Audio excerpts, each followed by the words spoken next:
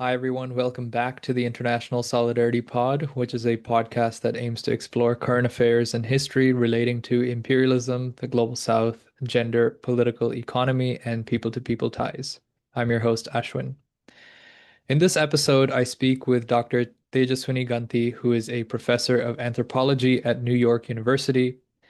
We discuss the emergence of the Hindi film industry in India during the era of Indian independence from British rule, how Hindi films during this era became popular across the world, from the Soviet Union to North Africa, how the industry later transformed into what we know today as Bollywood in the 1990s, and how the class character of films and film-going audiences changed as well during this period. We also look at some of the more recent developments in Indian film, including the rise of South Indian film industries and the saffronization of Bollywood. Before we get to the episode, please be sure to at least like this video on YouTube, and you can go a step further if you'd like by subscribing to the channel. That would really help. If you're listening to this over audio on Spotify or Apple, please consider leaving a review. Okay, then, here is my conversation with Dr. Ganti. Okay, Dr. Ganti, welcome to the International Solidarity Podcast. Again, as I was telling you, thank you for taking the time to have this conversation.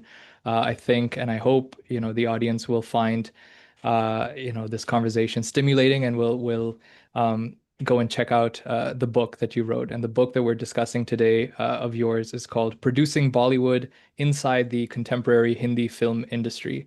So there's a lot to get to. Maybe I'll open out with this. For much of the 20th century and even into the beginning of the 21st, if we look at the Indian film industry as just an industry or as an industry alongside other industries, India was a bit of an outlier as a global South nation whose film industry was second in the world only to the US. And this was at a time when much of the global South was struggling to develop their productive capacities following colonialism, and who continue to exist in a world system dominated by the US and the West. So, retrospectively, we can start with this. What do you think was the significance of this for India as a newly decolonized country in the global South? Right. First, Ashwin, thank you so much for inviting me to this conversation. And thank you again for your kind words about the book. So I think it's always been posited as this unusual case, including the Indian state likes to always point out that India has been one of the largest film producing countries in the world. Historians of Indian cinema will always point out that even as a British colony, India was the second or third largest film producing kind of country in the world. And it's always posited as this anomaly, right? For the very reasons as you're pointing out, as a colony, which obviously underwent significant, as political scientists would say, underdevelopment. How is it possible that something like filmmaking, which would often be considered not necessarily like a primary, product, or, it would be kind of seen in these like hierarchies of kind of economic development, like somehow media production would be seen as somehow less crucial to kind of the kind of economic prosperity of a country. So, but I always like to think of it slightly differently in the sense that if one actually looks at the way cinema develops, filmmaking develops in India, um, what's really important to realize is the presence of kind of mercantile and entrepreneurial capital, right? So the story of like, okay, India being, you know, a British colony and kind of, uh, an important kind of country of the global south, I think sometimes what that kind of characterization does is it collapses actually the kind of complexity of the economic scenarios within the subcontinent, right?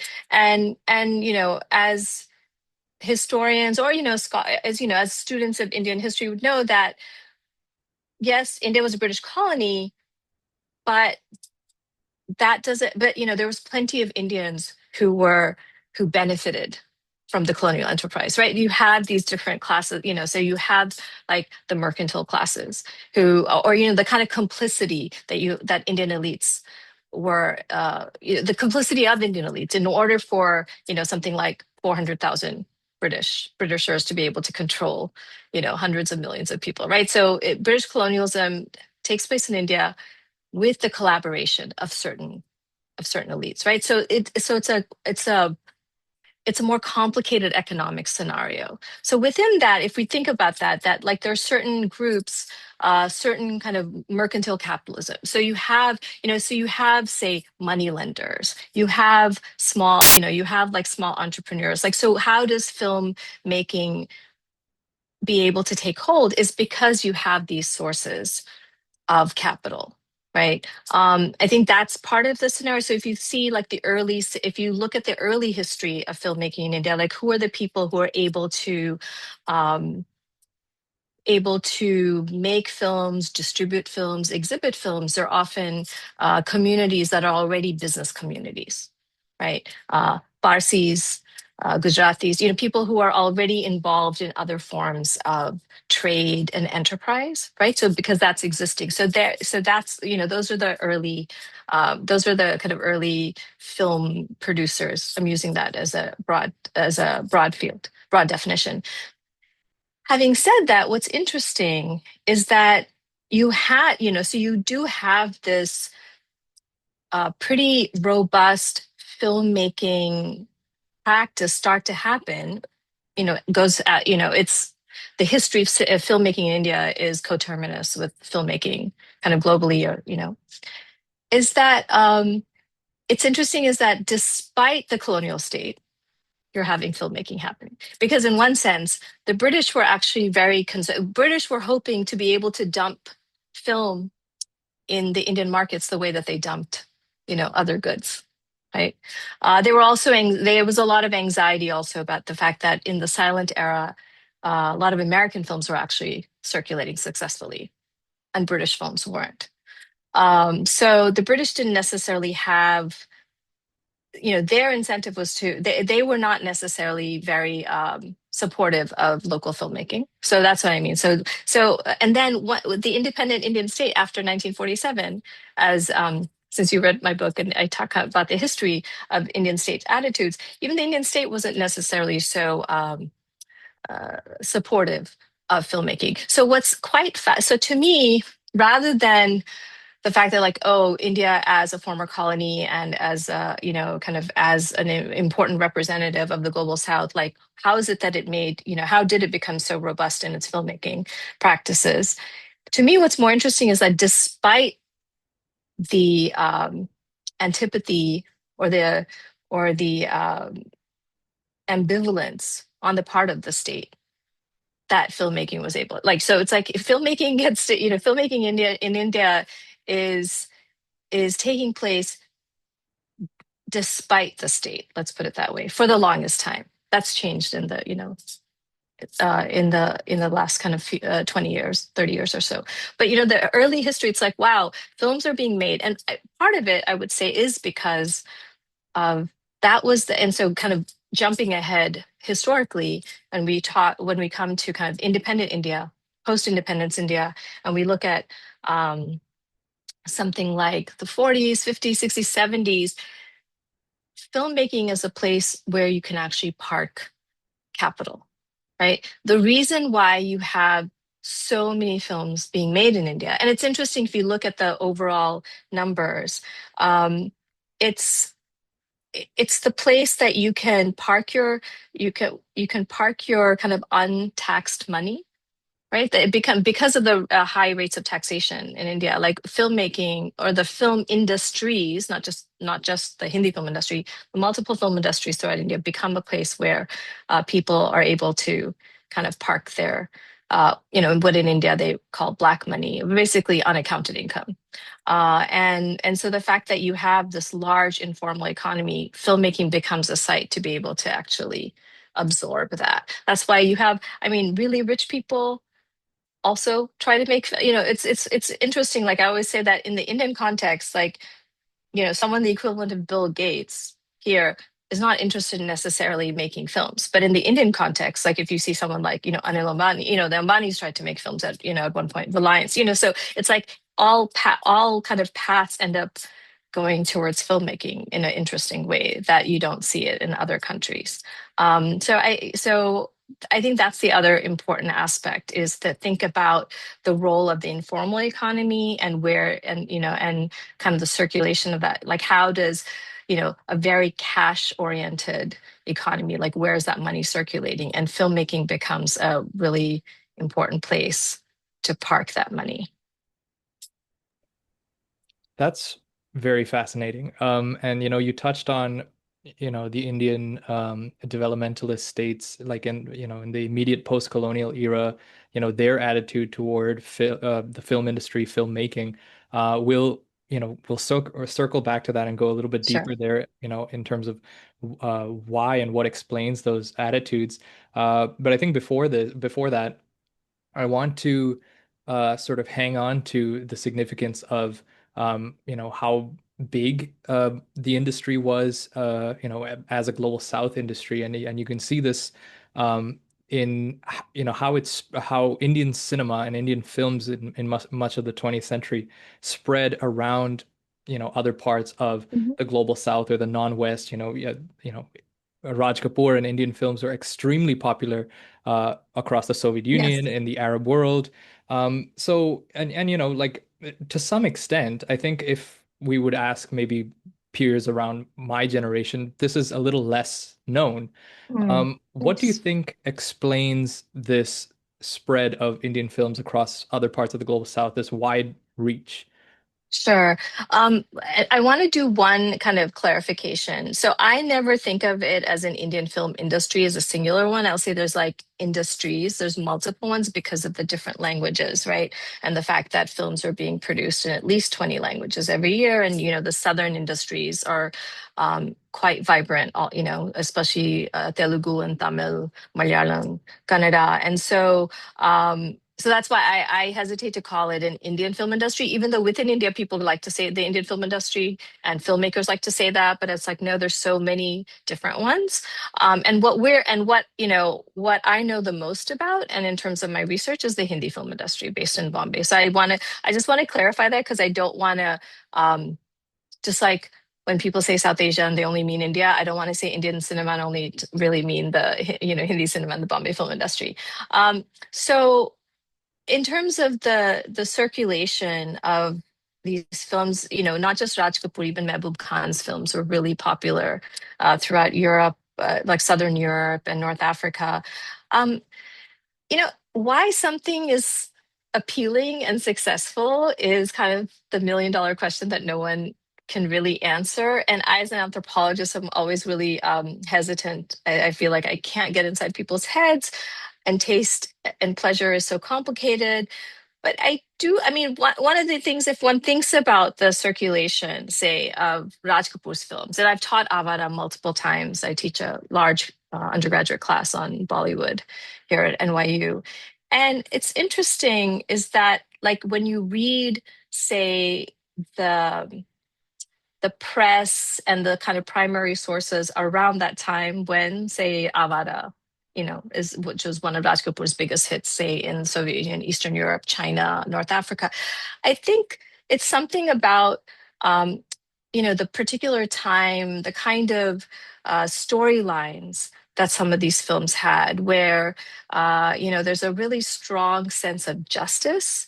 There's a strong sense of a very kind of unequal, so there's a strong sense of justice, there's a strong sense of structural inequality. If you look at especially the films from the 50s that did really well globally, the protagonists are often coming from, say, a working class or marginalized background. There's the villains are often the people who are wealthy, who are big businessmen. The law is often shown as to be unjust, right? So there's I think an important conflict that many Hindi films had is a narrative conflict is what I call law versus justice. So you have law, and you have justice, and they don't necessarily connect. And I feel like I think those that kind of narrative theme, um, and you have kind of like an everyman protagonist who is fighting larger systemic, kind of systemic inequalities. But of course, you also have the affective dimension of these films, which are full of, they're full of love and romance and music and, passion and also pleasure, so I think that combination of the kind of larger picture of fighting injustice, but also, um, reveling in the pleasures of romance. I mean, I think that combination, I'm guessing, was really quite appealing across, you know, a lot of the globe. And what I've read about in terms of the Soviet Union and Raj Kapoor's popularity in there is that it apparently, and this is from scholars who've actually looked at the circulation of these films, um, which is that the kind of Soviet realism, and the kind of socialist realism that was, being put forth and kind of promoted by the Soviet Union in terms of their art was seen as very dry and very pedantic. And what was really appealing about some of Raj Kapoor's films is that they were so they were not pedantic. They definitely had a message, but I think it was wrapped up in a lot of, they're wrapped up in the romance, wrapped up in the songs. And despite what many of my interlocutors in Bombay, the filmmakers I did research with, despite their ideas about the how songs can somehow impede Hindi cinema circulation, I completely disagree with them. I think the music played a huge role in the popularity of these films.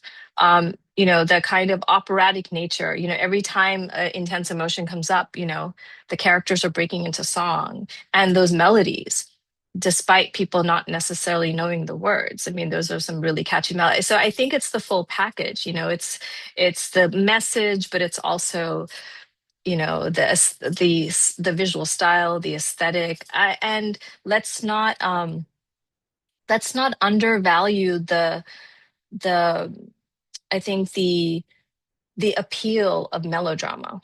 And when I mean melodrama, the true sense of the word, which is not about melodramatic, but a narrative structure where there's a strong moral universe, right? And part of the narrative structure is that the moral universe, there's a disruption in the moral universe, and the narrative is trying to restore a moral order. Um, the melodramatic form is so popular across the world, like in so many different media making contexts, right? I think so. I think that's also a key to the appeal of these films, definitely. So you start out the book, as we briefly touched on, by discussing how films and the film industry in India, or I should specify the Hindi film industry. That's a correct specification that you made there. That the Hindi film industry in India, especially, was in fact looked down upon by the post-colonial developmentalist state and by Indian elites.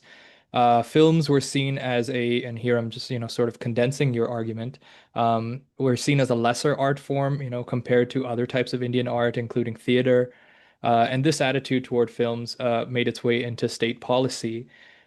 You talk about how the film industry was regulated in much a similar way as other vices, including tobacco or gambling, and that in whatever capacity that the Indian state did support films, it always emphasized that film should be pedagogical. That is, that it should contribute to India's development in the post-colonial era by having educational value for its audience in terms of values, etc., that kind of thing.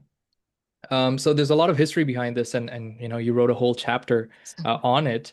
But could you maybe just briefly outline some of the reasons why Indian elites and the state viewed films as less than or as vice from even before Sure. independence up until the late 1990s? Sure. In fact, I just gave a talk about this last semester. One of it has to do with Gandhi. Mahatma Gandhi, Mohandas Gandhi, important, right? Was an important nationalist leader. He didn't like cinema. He thought of cinema as a vice. And there's a whole, and in that chapter that you're referring to, I have this long discussion of how an important filmmaker, screenwriter, journalist, K.A. Abbas, writes this kind of open letter to Gandhi, kind of pleading with him to think about cinema in a different way. So I think that generation, Gandhi saw cinema as perhaps an imported technology.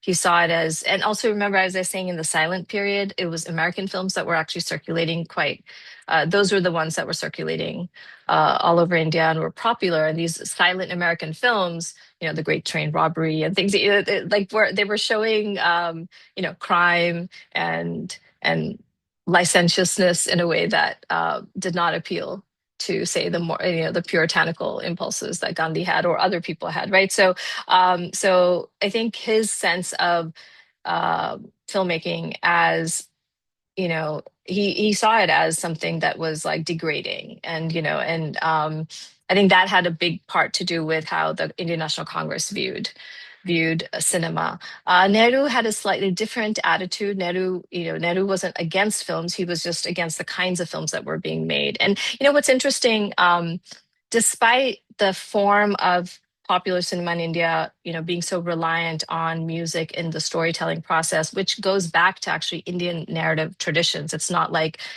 so folk and folk dramas and other types of uh, local storytelling traditions always relied on music and song, right? But somehow when they make it themselves, when that comes into film, for some reason, the films are seen as somehow lesser because they have songs as an important part of their aesthetic and storytelling practice. But I think from Nehru's point of view, the films that were being made were seen as too frivolous, right? So it was just like I think the melodramatic aesthetic, I think the fact that the films were not quote realistic, I think all of that had his so his sense was like, we make films, but we need to make better films, right? So the sense of that the films were never quite good enough.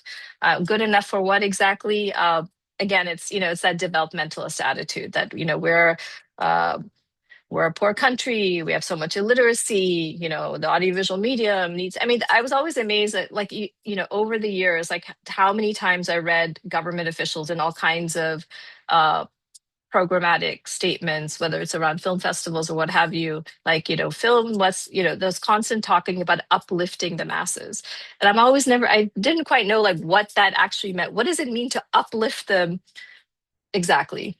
Not quite clear. Like, but that phrase, film is a tool that can uplift the masses, or we must help uplift them via the filmic medium. So I think that attitude had been there for so long. And I think part of it's also, again, this kind of besides Gandhi's sense of film as being this licentious technology, I think also remember that where's the money coming from, right? So it's like, where's the money coming from?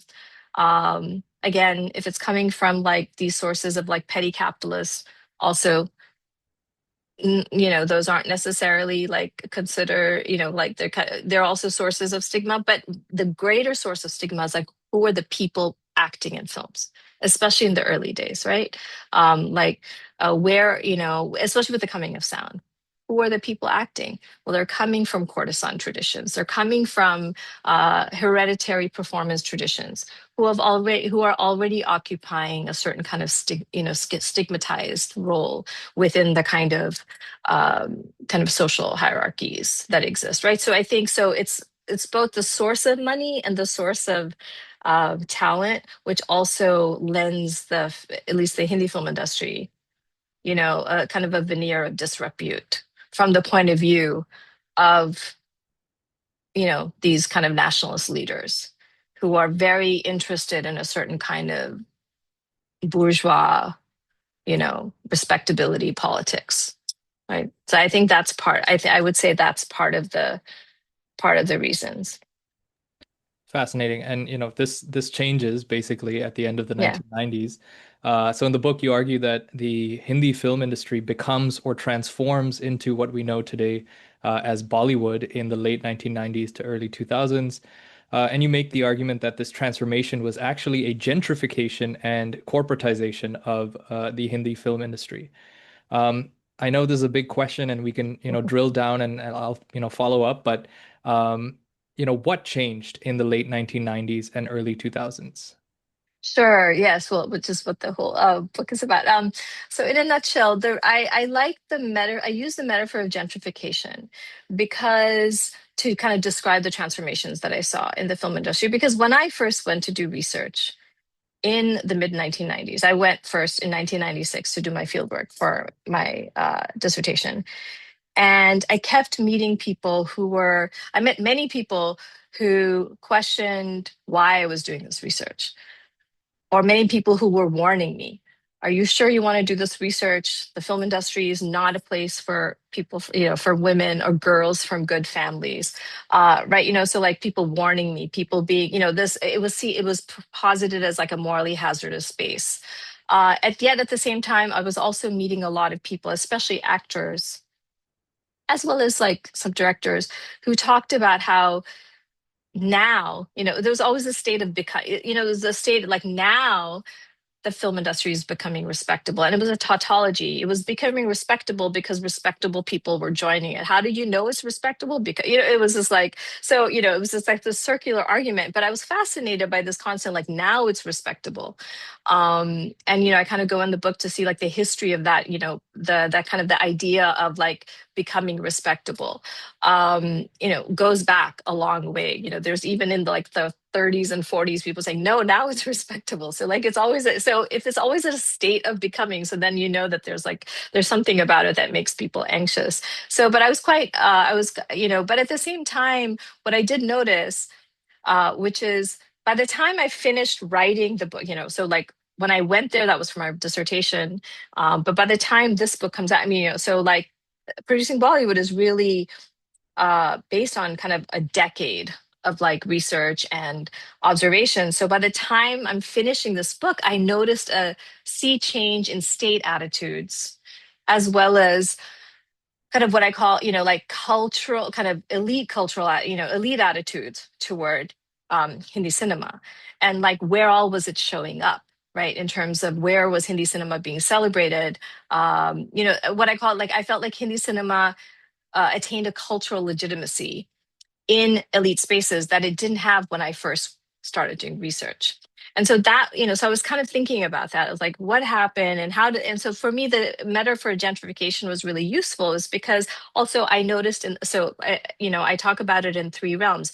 In the films themselves, where like the films from the 90s, um, especially some of the big blockbusters like Hum Aapke Hai Kaun and Dilwale Dulhaniya Le Jayenge, and then the kind of all of the ones the films that were inspired by those two hits. Suddenly you don't have class conflict anymore, like like what I was talking about earlier, why are the films in the 50s like perhaps so successful, this idea of the everyman kind of, and kind of fighting systemic inequalities. Suddenly in these films they turn very inward. All the protagonists are really wealthy. You don't see any type, I mean, you don't see any poor people anymore of any sort on the screen. So I was like, wait, so like everybody's wealthy or kind of up, or affluent of some sort. So I was like, wow, the films themselves. And in fact, one filmmaker, Govind Nihalani, had said to me, and I thought it was like a great statement. He's like, there's no more anger in our cinema. He said this back when I interviewed him actually, I think in like 2000, right? He's like, there's no more anger in our cinema, right? So like, you don't have the kind of working man fighting the system type. I mean, as the kind of main mark of like the cinema of that time. I mean, all kinds of films continued to be made, but like the films that were making a splash, that were doing really amazing business, that people that were kind of dominating the discussion about films were these kind of very, these films, the kind of gentrified films were like, there's no more poverty, there's no more class struggle. Um, so the cinema. then the film industry itself, right? All of the people, so many people that I met were second or third by then generation filmmakers themselves, come from film families. And they all kept saying, like, now, our parents didn't want us to do this, but now they're okay with it. So that, and also meeting a lot of other people who are coming, who have had a lot of formal education, people, and many people who say, oh, I come from a family that normally wouldn't enter cinema, wouldn't enter filmmaking, right? So people are coming from more middle class, upper caste backgrounds into the industry. Um, a lot of people, with formal higher education, college graduates, MBA graduates, people have come to the US and done, their college or perhaps even film school, so like so the kind of people entering the film industry, I noticed had changed. And then finally, the sites of exhibition, right? The movie theater, so you start to have in the late 90s, you don't have that many multiplexes yet. But by the mid 2000s, you have a lot of multiplexes. But even in the late 90s, you start because ticket prices get deregulated. Before ticket prices were highly regulated. So ticket prices get deregulated. So then what happens is suddenly you have completely dynamic pricing for ticket prices, for movie theater ticket prices in a way that you just don't have here. So that uh, which film, which day of the week, where you sit, time of day, right? Like all of that can change, right? And so then suddenly you could have really high ticket prices. For say the what in India for in the kind of traditional theaters, like the balcony seats would be the most expensive, and they could get priced really high, so much so that and this is a quote in the book, that one of the trade press journalist said, like, so high that you were assured, the people who sat in the balcony were assured that slum dwellers wouldn't be sitting next to them, right? So the kind of class inequality that always existed in a movie theater because you had different ticket prices became more stark. And then with multiplexes, basically people of kind of modest means, working class backgrounds, kind of lower middle class background, like they were priced out of the multiplex to begin with because multiplex tickets were so high. So I felt like so if gentrification is like if it's used to talk about how typically in a city changes happen in order to kind of price out the poor and the working class, I felt like it was, and make something suitable for like elites. I felt like that's what happened in Hindi cinema and the Bombay film industry. Suddenly, like the poor were not on the screen, they were no longer in the movie theater, and people coming from more traditional kind of performance or kind of more modest backgrounds, because the Hindi film industry has been, I mean, it still is to some extent compared to other avenues, has been an avenue for upward mobility, social mobility in India. Like if you look at the social backgrounds of some of the um, early filmmakers as well as the actors, they're not coming from like affluence. They're not coming from, kind of socially elite positions. So suddenly, like the industry, the cinema, and the spaces of exhibition, they all, had a transformation, which to me, gentrification was like, was the best metaphor to describe what happened. So that's kind of in a nutshell what I meant and why I use that term to describe what happened. And that's the same time when suddenly Bollywood, Bollywood, which even the industry, even today, many people don't like that word, but it's like that's also when suddenly you start to see Hindi cinema, being celebrated in film festivals like Cannes, Toronto. I mean, Shah Rukh Khan and Aishwarya Rai, go there with Devdas in 2002. Suddenly like Venice and, all these fancy film festivals have mainstream Hindi cinema, not in competition, but they have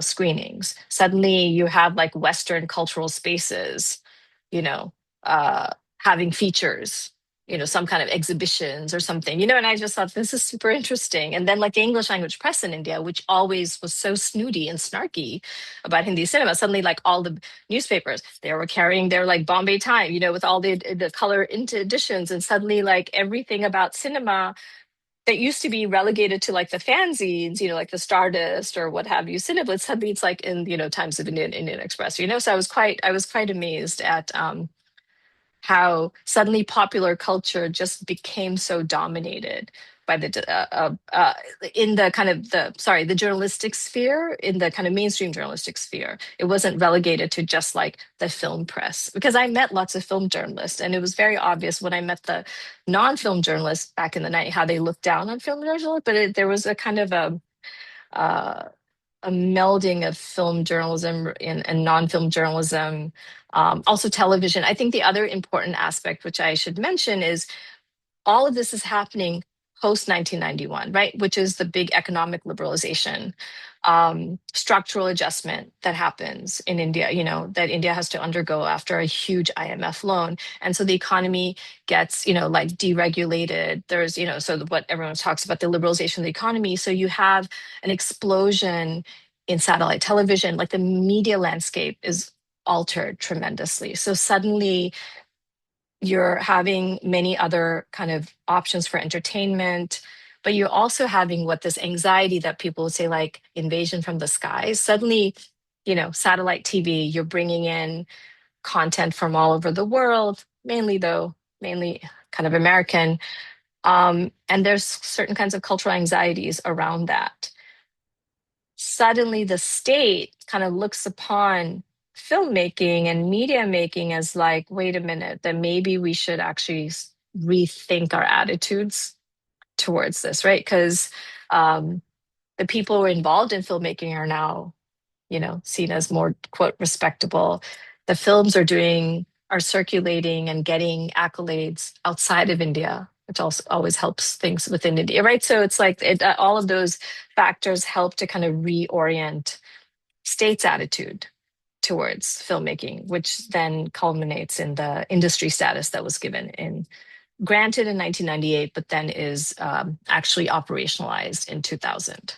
I don't know if I jumped ahead. Was that one going to be one of your questions? No, that's good. That was very comprehensive, and I could have like 1,000 follow-ups, but this might be like a messy follow-up question because I'm trying to Okay. sort of uh, combine the different elements that I'm thinking about here. But do you think you could maybe drill down a little further on how you talked about economic liberalization in the night in starting 1991 that results in the proliferation of new types of technology. You talk in the book about the rise of the multiplex as a which is, and you can correct me if I'm wrong here, but a complex with several cinema halls, each of Mhm. with like around 200 people seating Yeah. versus before that it was a single screen with around 1,000 of people, and where Mhm. you'd have sort of a mass gathering of people of different classes. Of course, you had the quote unquote front benchers, the lowest price seats, but you also had the balconies.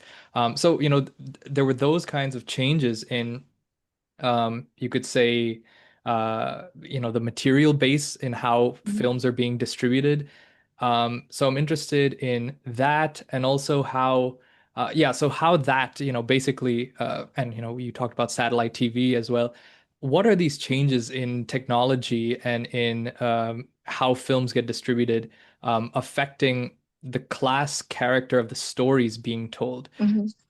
And Sure. a second dimension here is that you talk about how in this period of flux or transition when um, films are becoming more, or the film industry is becoming more legitimized, at around the late 1990s, 2000s, you still see, and you talk about in the book how filmmakers and producers are still interested in trying to hold on to the mass base, Mhm. but Sure.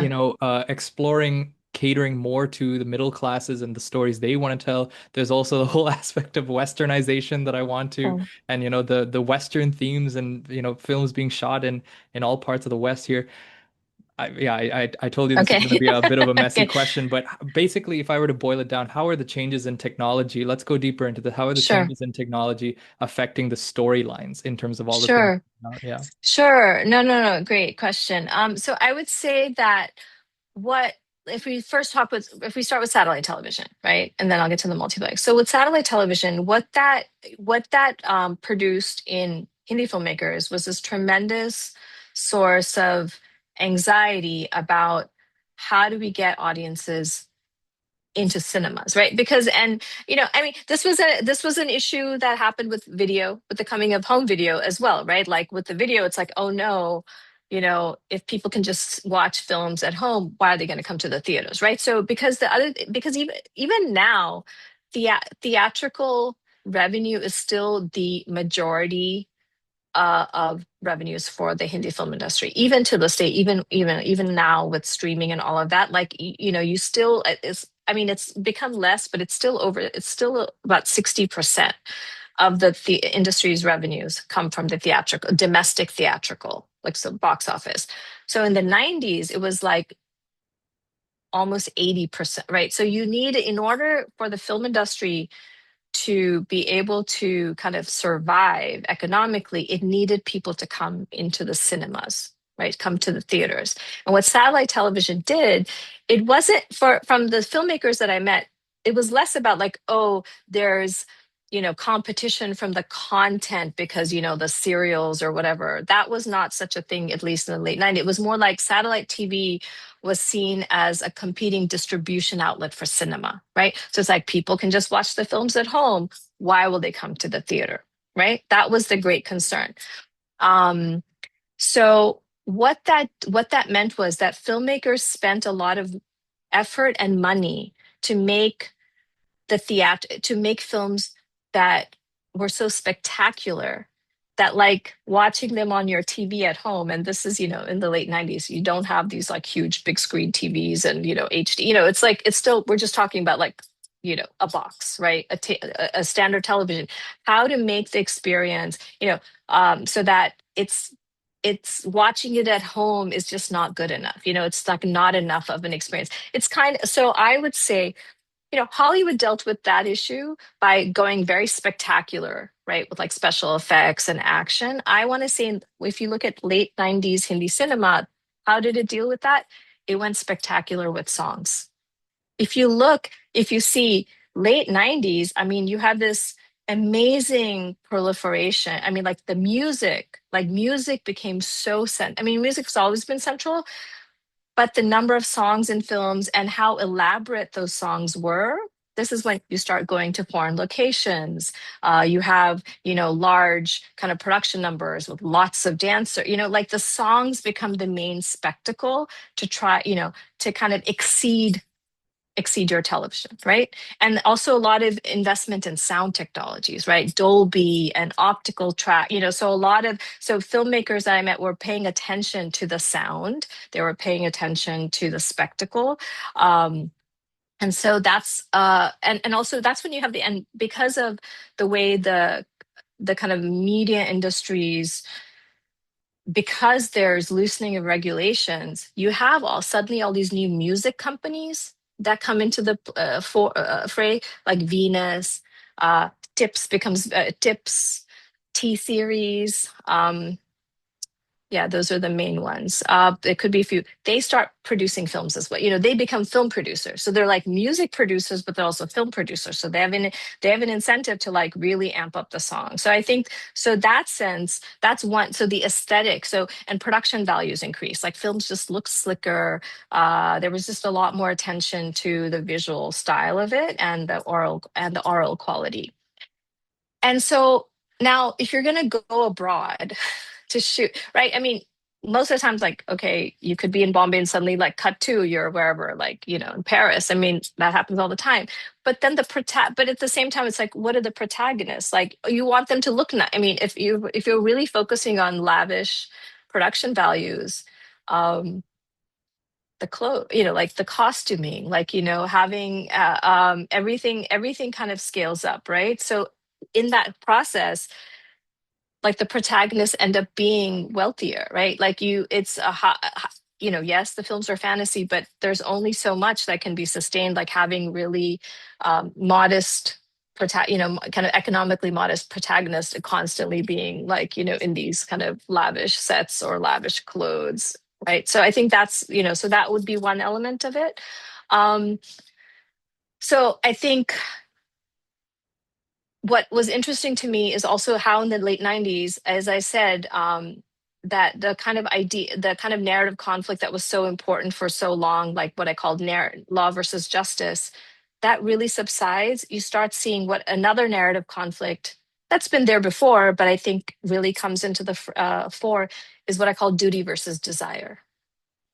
You have wealthy protagonists. What's the conflict going to be? If it's not society, if it's not like, kind of social class, if it's not a love story where you have a rich girl and a poor boy or vice versa, if that's not you still need some type of narrative conflict. And to me, duty versus desire becomes the main conflict. You see it in Hum Aapke Hain Kaun, you see it in DDLJ, right? You see it in these films where it's like, you love someone, but is your family approving, and why are they not approving? Everybody's the same, it's just interesting. It's like, so things become a little bit more turned inward.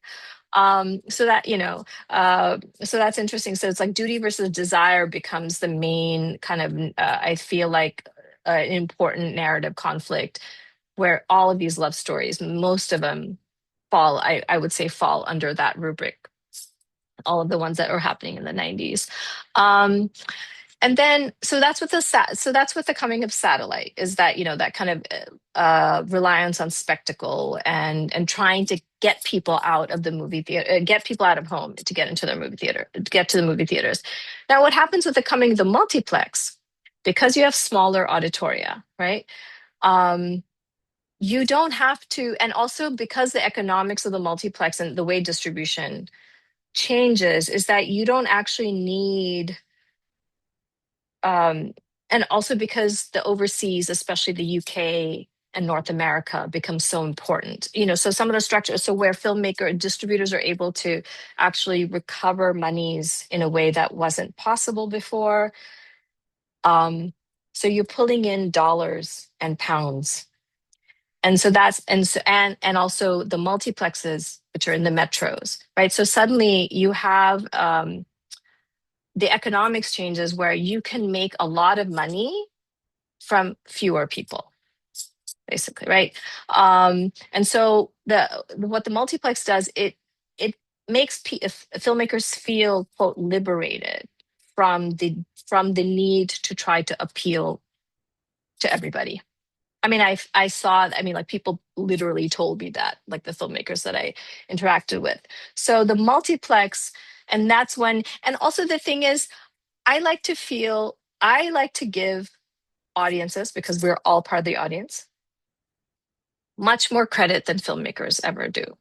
I think people are infinitely more complex than media makers imagine them to be.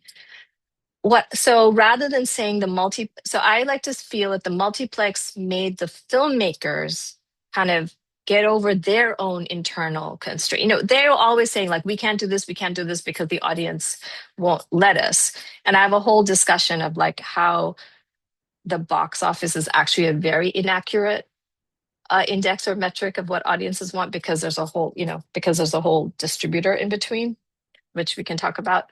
That's like my favorite kind of part to always like talk about. But I feel that what filmmakers, they basically kind of let go of some of their kind of mental blocks and started making films that they perhaps felt more connected to, rather than kind of being this like, I must make this film this way because, quote, our people are like this, right?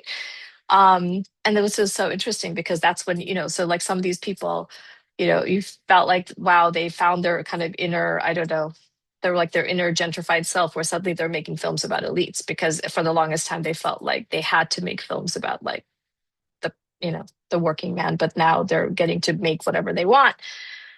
And the multiplex is enabling that. The economics are enabling that, because they don't have to try to appeal all India in the same way.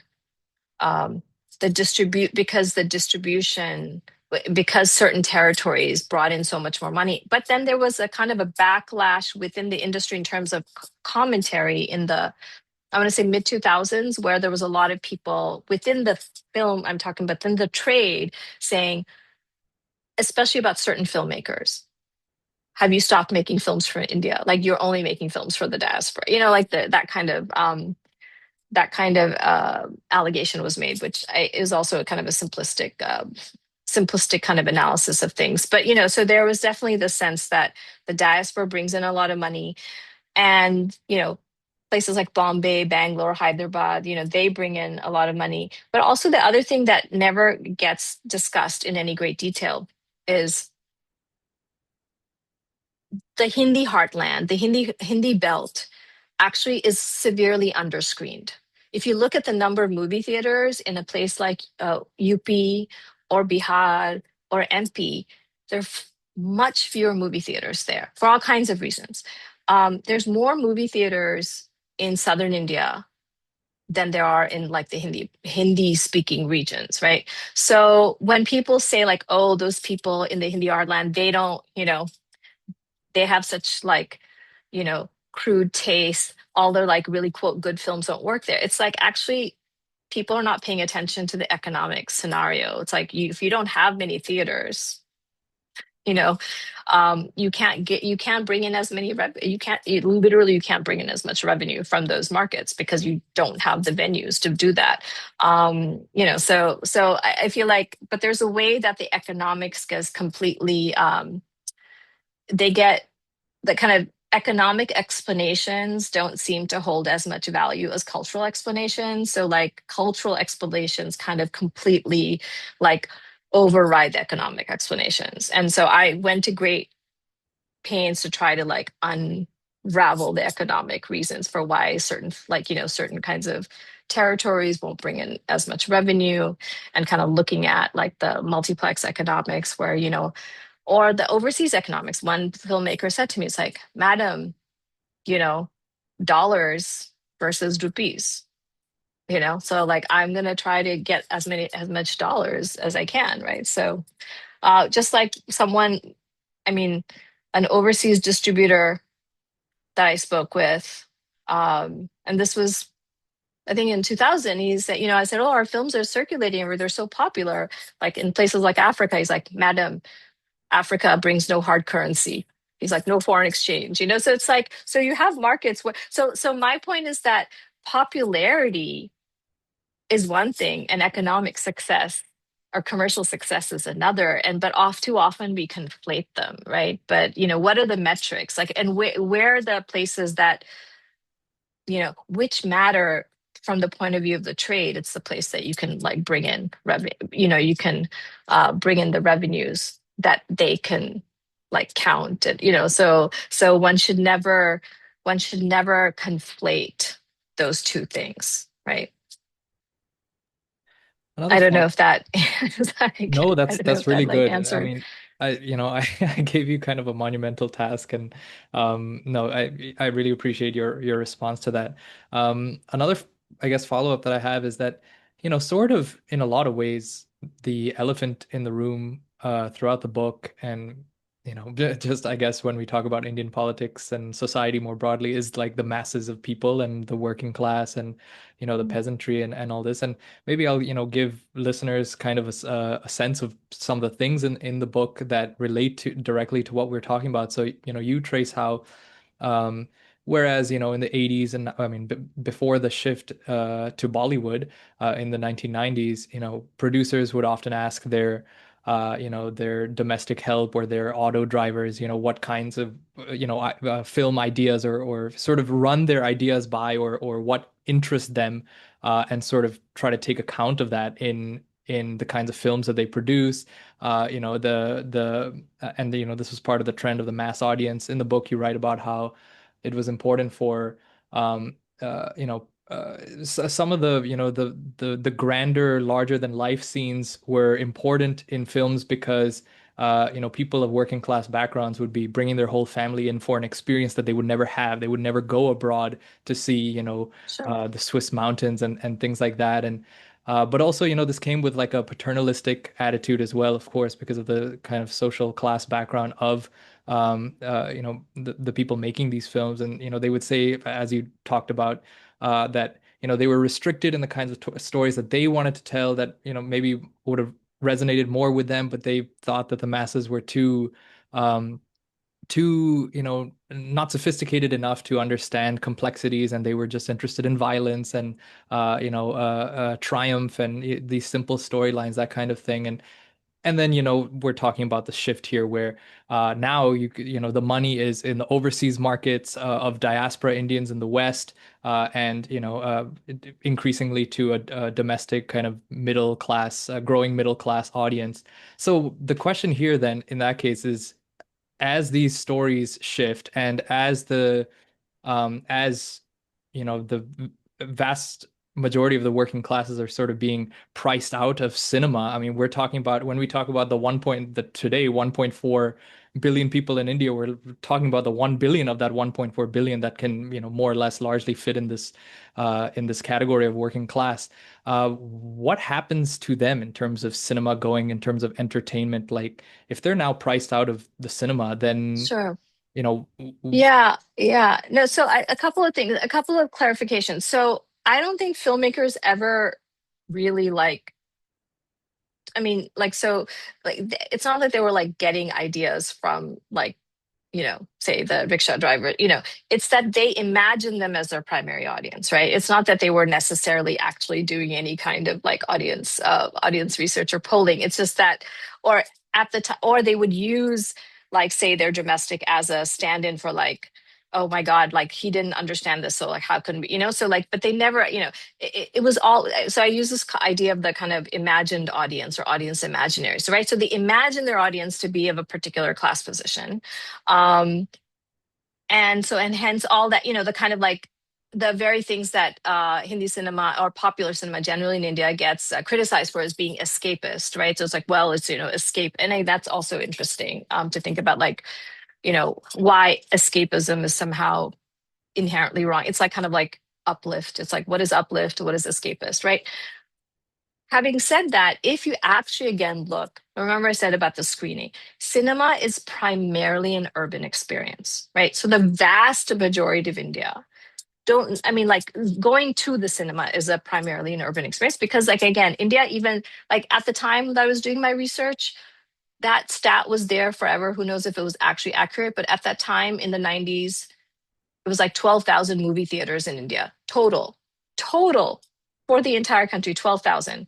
And now, because now it's counted by screens because you have multiplex, now there's less than 10,000 screens now in India for the entire population, which means cinema going, the theatrical experience is an urban experience, and the majority of people are not going to see a movie in a theater, right? So it is like pockets. And then it's like, well, with television and with satellite and with, like all of the, like, who's to say? I mean, people are watching. So like beyond, so people are watching things on their phones mostly because like the kind of digital revolution in India is really through the cell phone and now with low data because of, so lots of people are watching things on their phones.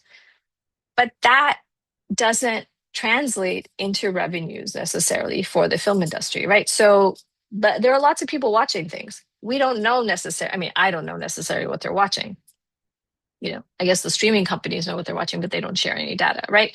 So, so in that sense, I always feel like the kind of narrative that's offered by the film industry, I've always been very suspicious of that narrative, the narrative like the 80s video came and that's why we had to make, like I'm very skeptical of that narrative, which I hope, came through in the book. I find that, that like, this kind of the sense that somehow people are only wanting to watch it's a very kind of contradictory set of ideas about like what is it that people want to see, right? Like if we think about like an audience's relationship to something on the screen, there's both like, do people want to see themselves or do people want to like quote see something that's not themselves, and people and like filmmakers are kind of like vacillate between the two, right? Because the very thing of like, well, you want to go see something fantastic that you can't experience in your own life because you've had a hard life, right? um that's been a dominant explanation. If you say that, well then all of the quote gentrified films, why are we assuming then like working classes can't watch them? Only we're assuming that because they're it's you can't go to the movie theater because the movie theaters become too expensive, right? But can we assume that, you know, they don't want to see that? I mean, I don't know what people want to see, right? I mean, that's too complicated a question. But you see that contradiction because then it's like, because for people who then lament and say, oh, Hindi cinema has forgotten the masses because look, everyone is so well off or they're all diasporic. Well, then like if you okay, but then like so then you're like saying but all this, like what came before when films weren't doing as well and the people were like not, it's like, and the people who were on screen were perhaps ostensibly the poor, like so I feel like if you actually start to think of the explanations, it falls apart. Having said that, right now, I mean, since I want to say from like 2010s onwards, you've had all these other films, which is like the exact opposite of the kind of gentrified films that I was talking about. And in later works, I've been talking about that, right? Like the Anurag Kashyap films, the Gangs of Wasseypur, or Vishal Bhardwaj's films, like all these films that are set in kind of gang organized crime or like, set in kind of dysfunctional Uttar Pradesh and, kind of what they keep calling the Badlands. Those films do really well in multiplexes in elite spaces, right? So people then say, oh, the people who are the social milieu that's being depicted, the people of that social milieu aren't necessarily going to go see this film. Who are seeing those films? People, so I just feel like that kind of like trying to make a one-to-one correspondence between like the class position on screen with the class position of the audience is really problematic. My point about the gentrification was that like on screen you don't see the poor people, and then in the movie theater, if you look at the economics of the movie theaters, right, like it's like okay, it's because also single screens were shutting down, right, and becoming multiplexes. So like the avenues, so it was less more about like what people wanted to watch, but I was kind of thinking about the structural kind of conditions that and that enabled or not enabled like certain audiences to be able to like participate in the cinematic experience, and also from the point of view of the industry, their own kind of understandings of what it is that they have. And also the economics had changed because before, in order to really, because this is back to the point about distribution, in order for a film to make a profit, because the one important thing that people don't necessarily understand or don't necessarily know, and why would they, because they're not in the weeds of this like I have been, which is a film is considered a hit when a distributor makes a profit, right? And now, and the way the distributor makes a profit, because of the way distribution rights are, um, they're basically an auction system. So a distributor can pay a lot more for the rights because they are thinking that they're going to make a lot of money, and when they don't do that, then like, and they've lost money. So you could have you could have paid a lot more for a film, and then not made as much money as you thought you would, even if a lot of people went to see the film. Because remember, I was talking about the dynamic pricing. So, so the thing is, it's a distributor's profit that really determines whether something is a hit or a flop.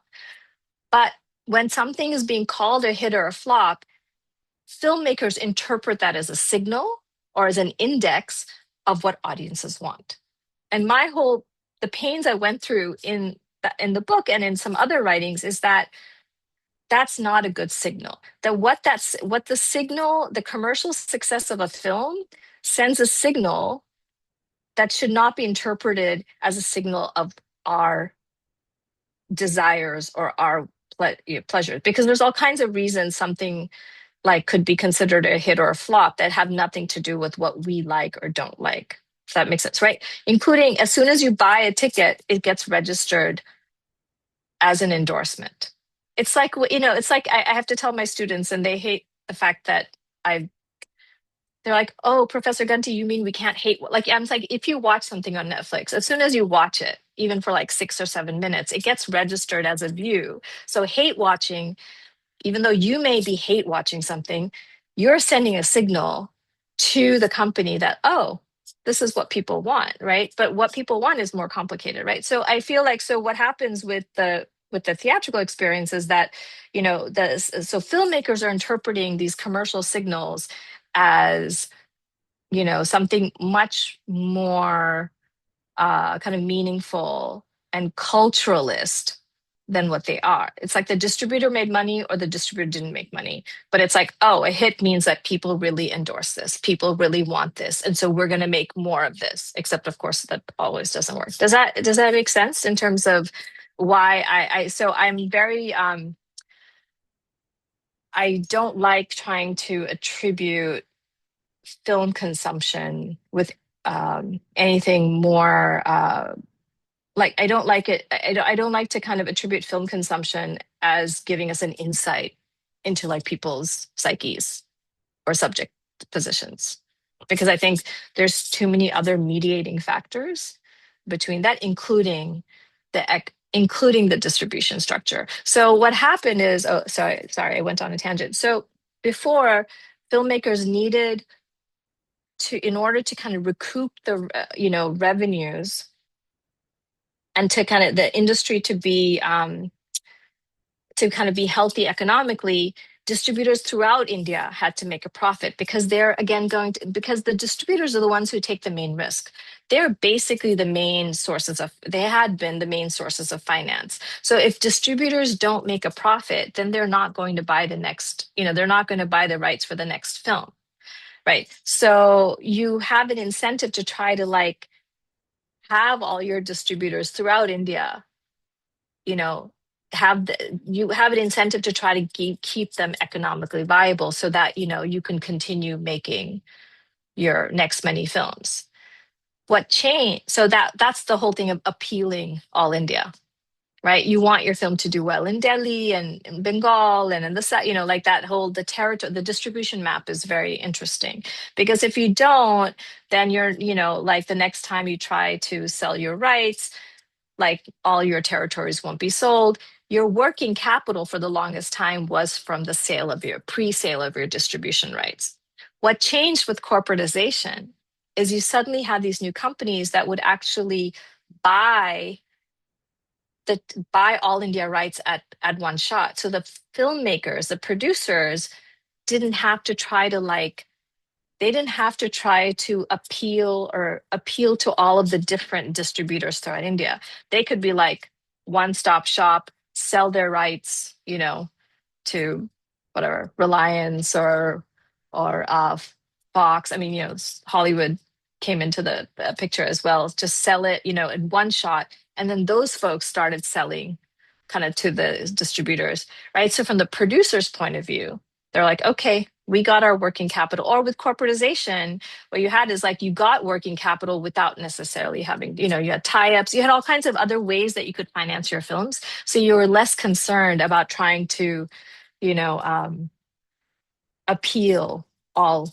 over India. So that's part of the whole, that's where the multiplex, the corporatization, that changes the economics, so the kind of the whole economics of how you actually rely on distributors. So an all India hit is no longer necessary for a filmmaker to continue to be successful and viable.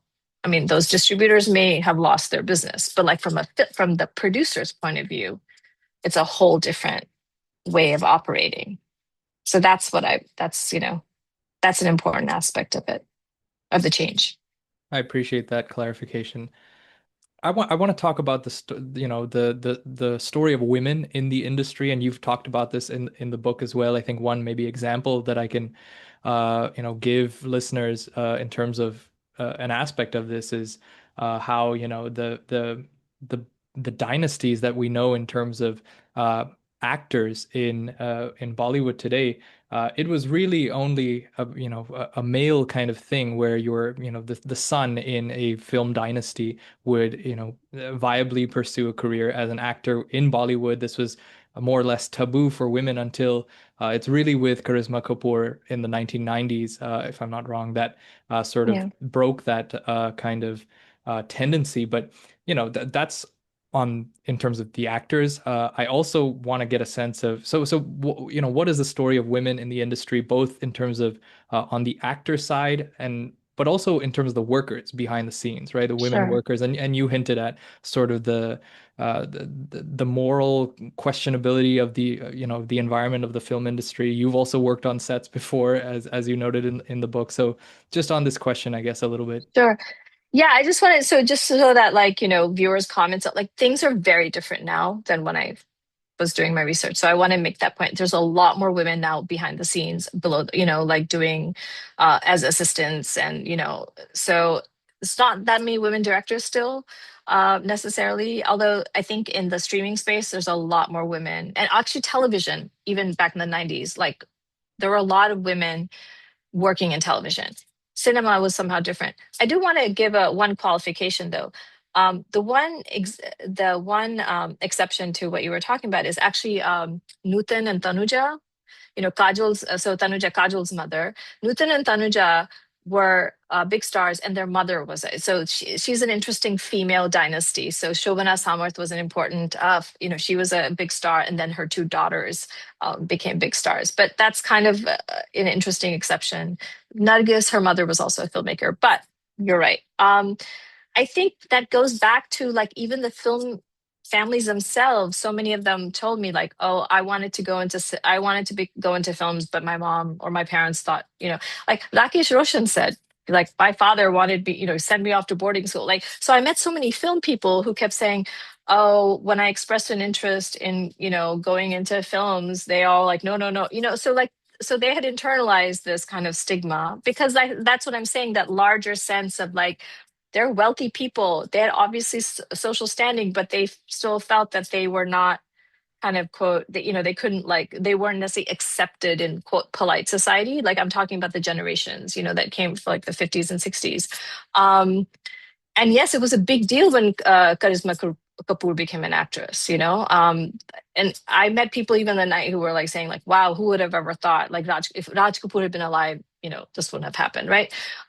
So I think it's again back to that, like where, because the women, what was the sources of acting talent, in the coming of sound, because they're coming, like traditionally, because, you needed to know how to speak Hindustani, need to know how to sing, especially in the 30s. It's like they were coming from tabaif or courtesan backgrounds, right? So I think the history of who the women were, or they were also coming from mixed race backgrounds in the silent era. Many, many kind of Indo-Jewish women were actresses, right? So they weren't necessarily coming from kind of quote polite or quote upper class, upper caste like Hindu society, like the kind of the histories of the actresses. Of course, that obviously changed, but I think with the, especially when I first started doing research, because again, the structure of the industry, it's extremely decentralized, was decentralized, very fragmented. The working hours were, all over the place. So it was often, that's why often when I first started doing fieldwork, I was often like the only woman around on sets, or like, or if I was, or sometimes like shoots are really late, so unless you're actors, I mean, so I think the sense of like, going around all over the place, strange hours at night. I mean, I think all of that was kind of a constraining factor for women coming from kind of middle class families, right? But again, that's really changed. I think that's not so much of a concern now. I think if you look at, I mean, especially if you look at like, I of course watch credits, and to just see the names, and you just see, I mean, even like when I went like, even as like early as I went in like one of my research trips in 2005. I was just like so surprised and delighted to see so many more women working behind the scenes, right? So that has definitely changed. But it was that kind of sense of that moral hazard for the longest time that was, I think, part of the issue. You definitely have, and what's interesting always, kind of like in the US as well, like certain roles tend to have more women involved, like editing, like even in the US, like, you have a lot of women editors, like also in India, you have a lot, like, so certain, maybe it has to do with like what's seen as kind of a regular, like a little bit more kind of structured like day and job like so like post production, because it's I mean it's intense and lots of work, but it's kind of seen as like a little bit more defined. It's like one space, you like go to your studio and you do that work, versus like shooting, versus principal photography, you're kind of all over the place.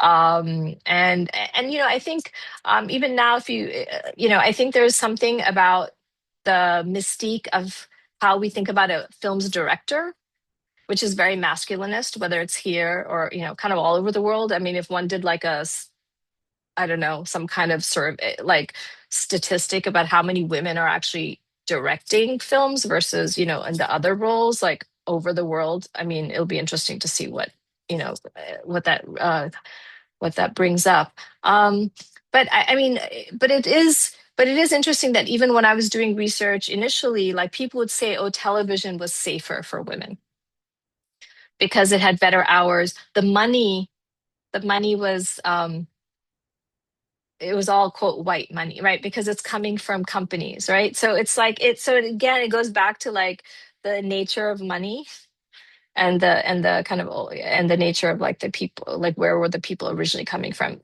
But that I really feel with the coming with like industry status, corporatization, that has really changed the kind of the general perception of the industry. And just you just have, I mean, now what people complain about, the people that I'm still in touch with, is like, oh, the MBAs run everything. So like that's the big complaint, that it's like all these people who don't know anything about filmmaking, they're the ones running the show. That's the big complaint now.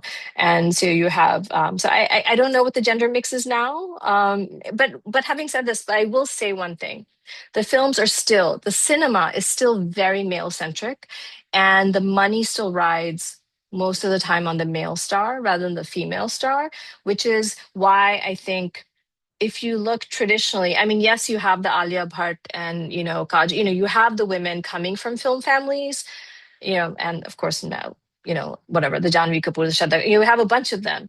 But but if you look generally, it's the most of the money and the risk is staked on the male star. So people are not willing to take as much risk with the male star than they are with female stars, right? Which is why if you see the women, despite the kind of, that second or third generation there, women, there's more diversity of backgrounds of the women, of the female actors, than there are of the male actors, at least in the Hindi film industry. The women are able to circulate because less is riding upon them. Like in terms of like who, the money that's being put, like, like the distribution, like when a film is greenlit, it's rarely greenlit with the actress first. It's usually the actor. Um, some of that's changed with the streaming space. It's like different story in streaming, but I'm talking about kind of feature film, like theatrical. It's still very male star centric, which could explain, maybe that also helps to answer your question a little bit, about why such a, um, such a reliance on kind of dynastic succession when it comes to the actors, except of course, you have Shah Rukh. Oh, well, now Shah Rukh Khan is creating his own dynasty. I guess his daughter and son are also now involved in filmmaking, right? Yeah, I don't know. Does that help answer your question? Yeah, it does. You released this book in 2012, and Yeah. it's more than a decade now since Yeah. that's passed. I'm curious to get a sense of um, your perception of new trends in Sure. India and the film industry more broadly. I mean, two trends maybe that I can, point out is really the rise, or, well, anecdotally, at least people around me complain about the decline of Bollywood, and the stories are no longer good Mhm. anymore. The songs are not good anymore. The dance sequences are not good anymore.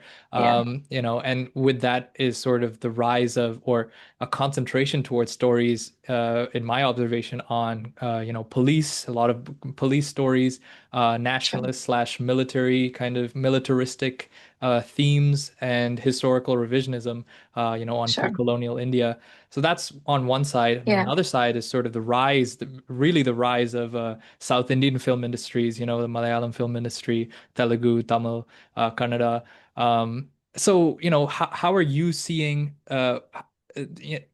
you might not be as much doing, the same level of field research, but as per what inside out of at least the Hindi film industry, what explains these two kind of parallel trends? And, if you have any other Sure. observations for us, yeah.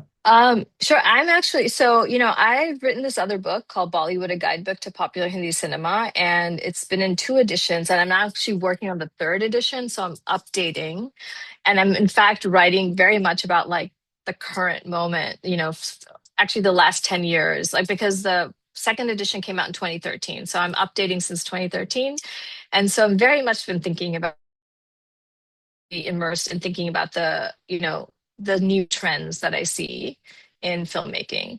Um, so definitely since 2014, you are right to notice that there's been an increase. I mean, basically, let's be honest. It's like it's Hindi filmmaking in an age of Hindutva. I mean, let's not mince words about that. So you definitely see the historical revisionism, which is something you know like there's always been historical films. They've had kind of ebbed and flowed, but a lot of the earlier historical films, especially from say the 50s and 60s, were often about the Mughals. And now suddenly you have all of you have these films which are about, well, the Marathas, and yeah, I mean, basically where like the Mughals are now like seen as the antagonists. So it's a very different orientation than the past. Um, a lot of jingoism. I mean, and especially the films, especially I want to say from 2020. So actually, I would say like 2014 to 2019. It's like when the BJP first came to power. There was uh, like what was happening. I mean, there was a lot of ferment in like the attitudes towards film. Again, like the government's attitudes towards Hindi cinema, trying to kind of corral it, discipline it, to fit kind of their particular political agendas. Definitely. I mean, so, that you definitely see that. But since 2020, you see these, very starkly jingoistic films, right? Vis-a-vis Pakistan, which are quite, I mean, they're very blatant in a way that you didn't see before. I mean, you've had nationalistic films. I mean, nationalism's always been a really important part of the history. But now it's the tone of these films um, is very blatant and very confrontational. And what's fascinating to me is that they're also there's been such a spurt of films, war films, films about kind of military action, films about like intelligence. They all have these disclaimers at the beginning that say that they're inspired by, like they're inspired by, true account, real life, but not to be taken, but it's their they say all these things like, they're inspired by, but this is still a dramatization, and they've taken like creative license. They say all this stuff and they don't mean to like offend anybody. There's, I mean, if you've noticed, the disclaimers have just been getting longer and longer and longer. They say that, but the aesthetics of the film, in terms of like, there's a certain kind of attention, there's a certain attempt at like docu-realism, which completely contradicts those disclaimers, right? They're not in the realm of like I mean, they're fantastic, but they're not in the realm of fantasy. They really are hitting home with like, this happened and we're showing it you. And also when a lot of thanking of the military, right? And their cooperation. So it's quite a dramatic shift than what's come before. As well as the revisionism and the historical films where like, they're just like changing what happened in history, which is also quite, I mean, the historians are like, going bananas. It's like, wait, you like, you've made, it's like, wait, those people didn't lose the battle. It's just like you're completely, I mean, it is literally historical revisionism. And what I find fascinating is that suddenly, if you watch these historical films, like it's like the British are no longer, I mean, it's like the British are no longer a part of like any experience, right? It's like the main conflict is basically between like Islamic rulers and, quote, Hindu ruler. Like, it's like and even a film, like, have you seen that film? I haven't seen it, but I saw the trailer, Kesari, which is about it's about a Sikh regiment fighting Afghan, you know? And the thing is, it's British India. So that's the British Indian Army that is fighting like some of, Afghani warriors. I'm like, and it's being made to be, it's like you're standing for your country. I'm like, no, I'm sorry. Hello. Like, it's like suddenly it's like the British have like somehow been erased from this like story, which is also quite astounding to me. Um, And then I guess the other thing I want to say about and I just finished a book which is all about the centrality of translation. So I finished a book. It's called Thinking in English, Speaking in Hindi, translation, creativity, and value in Indian media worlds. And I actually look at the importance of dubbing and in the kind of Bombay film industry, but I'll also look at screenwriting. And so one of the things I want to mention about this dubbed South Indian films is it goes back to kind of the media infrastructures I was talking about. So satellite television enabled, so films have been, like dubbing is a very vibrant practice in Indian filmmaking for decades. And especially across the South, various South Indian language films were being dubbed into the other South Indian languages. What happens with the expansion of satellite, you start to have a lot of Telugu films, especially, are getting dubbed into Hindi for the satellite market. And those are actually becoming really popular in the Hindi belt, which doesn't have many theaters to begin with, right? So, so you've already had a base audience that actually is familiar with dubbed South Indian films. It's just that what is exceptional now is that some of these films have done really well theatrically, which no one anticipated, right? And so I would say a longer history of the expansion of satellite television and the fact that you have this dubbed content on satellite television, and then a more recent history with the pandemic, where because people like basically were at home and watching content on their phones or on their laptops, what have you.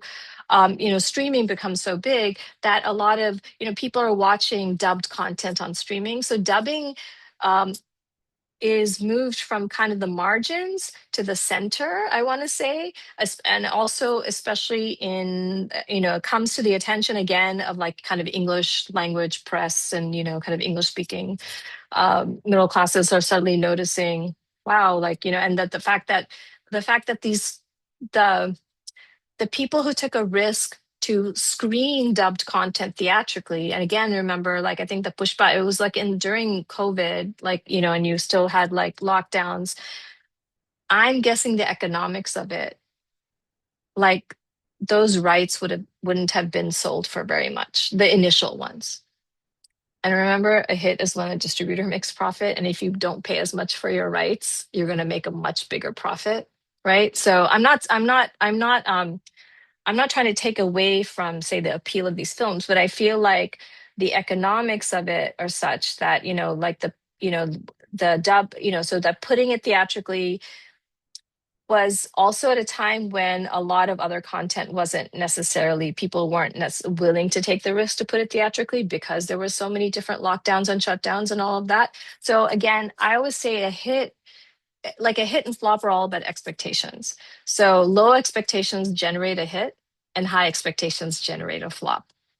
And when it came to a couple of these films like KGF and Pushpa, which are the ones that, made it big, I would say there were probably very low expectations, and so I'm wondering what the rights, how they were sold. Having said that, of course, what really kind of made waves, of course, was Bahubali 1 and 2. That was back in 2016.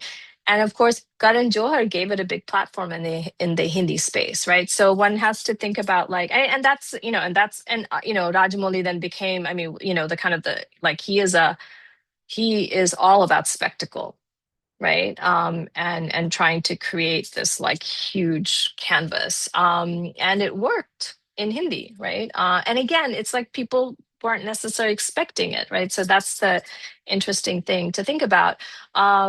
So yeah, and the thing is like other dubbed films haven't done as well, so that's the other thing. It's like I mean, media cycles, you need something to write about. So it's like a few films did really well. And I think what happened, especially in the case of Pushpa, is that film 83 also came out, the one about the Indian cricket team, right, winning the World Cup in 1983, had Ranveer Singh playing Kapil Dev, and there was high anticipation. It kept being delayed in its release because of COVID and lockdowns, and they finally released it, and it just didn't it just didn't do well as people expected, but Pushpa did. And so then, it's like, okay, that's a good news. That's a story. You start writing the stories about the demise of, Hindi cinema. But then, you have Pathan come and like do phenomenal business. Then you have Jawan does phenomenal business, So, the thing is, it's like films, like some do really well, some do really poorly. Like I have been tracking the narratives about the death of Hindi cinema now for over 30 years, right? For some time. So, and also the kind of like, oh, things are not as nice as they used to be. When I went in the 90s, people were like, oh, the films these days. I mean, I read old like newspaper articles from the 50s. Oh, the films these days, the 40s were better. And then I read something from the 30s. Oh, the 20, so that's part of I think that's just part of how we all, that's just part of the discourse about cinema, is that, the present is never as good as the past, so I think that's part of it. But those other trends that you're pointing out, which I do, I mean, especially the kind of jingoistic and the historical revisionism, I do find those disturbing. But the other trend, which is quite interesting though, if you think about it, have you noticed that since, I want to say maybe from like like the 2010, no, yeah, 2012s or so, the sports films. There's a huge rise in films about sports. 2016, actually, I want to say. Like, there's so many biopics and so many films. Again, so it's an interesting counter to the other, the films that are kind of more militaristic that are based on true events. These are also based on true events, but they present a very different type of scenario and narrative, right? So I want to say, so I'd like to say that, you have different kinds of nationalisms, you know, um, kind of you have different, you have different representations of nationalism, like cinematically. You have the, um, you know, whatever the Dhurandhars, and then you also have like, um, you know, the I'm trying to think what I don't think there's been a recent sports film, but like, if you think of like the Dangal or the Sultan or or even the 83, it's a very different kind of nationalism that's as I would say, it's like a kind of an inclusive nationalism. And it's interesting in those films, in the sports films, like India is often the Indian players are often the underdog, right, on the international sports arena. These are based on true stories. And what those films do is they really show the neglect of athletics and sports by the state.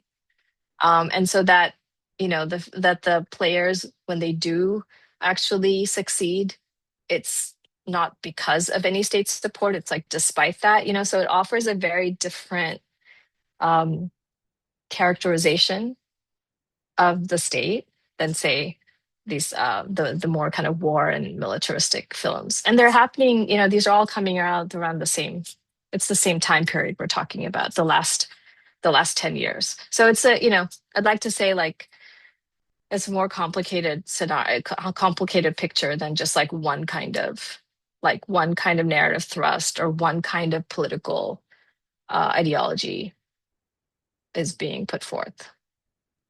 Those are great points, Dr. Ganti. This has been, a really fantastic and interesting conversation. The book is so rich. I'm so glad that Thank you you. have been able to, share a bit of that with us here today. Thank you for your time. You've been generous with it. Sure. Yeah, maybe just to Thank just you. to end off, is there anything that you'd like to maybe convey to the audience in terms of where they can find your work or what you're working on now? Sure. I mean, the books are available, both Producing Bollywood, the Bollywood Guidebook to Hindi cinema. Those are available on Amazon. You could find my profile in Google Scholar. There's a whole bunch of other articles that I've written. I think for people in academic spaces, like you should be able to find those articles, like their journal articles or, in edited volumes. So like through libraries, that shouldn't be too difficult. And yeah, the book Thinking in English, Speaking in Hindi should be out next year. It's also being published by Duke University Press, and hopefully the third edition of the Bollywood Guidebook should also be out by next year as well. So yeah, those are kind of more recent work that I've done. And thank you so much for engaging with the book in such a deep and meaningful way. It's really great to be able to talk about my research. I haven't had a chance to do that in a long time, so I really appreciate it. And I hope people enjoy this conversation. And I know there's all kinds of things that perhaps we couldn't get to, um, but hopefully this whets people's appetite and can like kind of look further